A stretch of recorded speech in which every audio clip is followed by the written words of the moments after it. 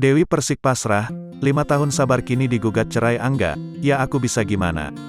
Halal tapi dibenci, pasrah Dewi Persik dapati suaminya, Angga Wijaya mengajukan permohonan cerai. Ia mengaku telah menjalankan tugasnya sebagai istri dengan baik. Dewi Persik juga menegaskan sudah sabar selama 5 tahun berumah tangga, lantas apa yang membuat Angga Wijaya ngotot ingin pisah? Pedangdut Dewi Persik membenarkan bahwa Angga Wijaya melayangkan gugatan cerai terhadapnya. Dewi Persik pun tampak menerima dengan lapang dada keinginan sang suami jika ingin berpisah darinya. Perceraian itu halal tapi dibenci, ujar Dewi Persik dikutip Grid. Ide dari tayangan Pagi-Pagi Ambyar, Selasa, tanggal 22 Juni tahun 2022. Menurut Dewi Persik, selama berumah tangga dengan Angga Wijaya, dirinya sudah bersabar.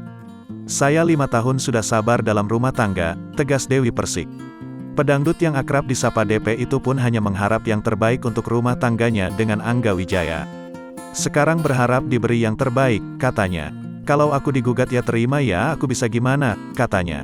Dewi Persik pun mengatakan bahwa selama berumah tangga dengan Angga Wijaya, dirinya sudah berjalan sesuai koridor dan berupaya menjadi istri terbaik. Aku udah jalani sesuai koridor, katanya. Dewi Persik pun mengaku tak mengetahui alasan sang suami menceraikannya.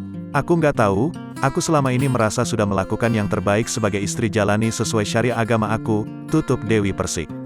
Seperti diketahui, Dewi Persik membenarkan adanya gugatan cerai yang dilayangkan sang suami. Dewi Persik sendiri menikah dengan Angga Wijaya pada 2017 lalu. Kala itu ia berstatus janda Aldi Taher dan pernah berumah tangga dengan Saipul Jamil.